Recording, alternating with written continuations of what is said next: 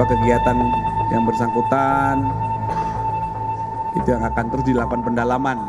Mantan penyidik melihat bahwa kemungkinan ya seperti yang saya lakukan waktu saya dinas aktif bertugas di reserse ya, ini 50% adalah bunuh diri, 50% pembunuhan.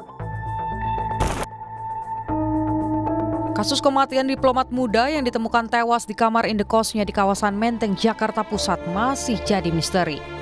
Rekaman terbaru CCTV yang menunjukkan penjaga kos sempat mondar-mandir di depan kamar diplomat jadi bukti tambahan untuk mengungkap kasus ini.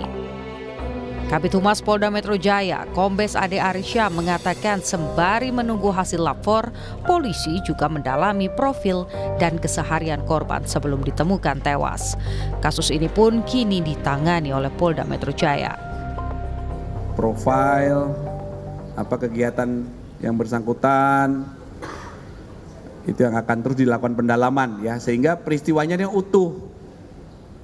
Bagaimana keseharian korban, kemudian apa aktivitasnya hingga saat itu berada di TKP, kemudian akhirnya ditemukan dalam kondisi meninggal dunia. Ya. Kami tidak berandai-andai, yang jelas proses menuju pengungkapan peristiwa ini masih berlangsung. Mantan Wakapolri Ugroseno menyebut Arya Daru meninggal tidak wajar, terutama dengan kondisi wajah yang terlilit lakban sehingga dugaan korban dibunuh masih terbuka lebar. Menurut saya kejanggalan ditemukan meninggal dunia seorang laki-laki dalam ruangan, kemudian saya tidak tahu hasil pemeriksaan fisik luar apakah ditemukan luka-luka lebam atau luka-luka lainnya, kemudian bagian kepala dilakban. Ini melihat kondisi seperti ini, ya, saya sebagai mantan penyidik melihat bahwa kemungkinan ya seperti yang saya lakukan waktu saya dinas aktif bertugas di reserse ya, ini 50% adalah bunuh diri, 50% pembunuhan.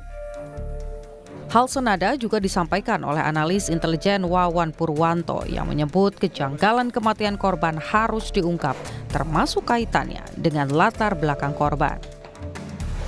Atau ada sebab-sebab lain yang perlu diungkap nanti setelah dari forensik ini yang melakukan penyelidikan.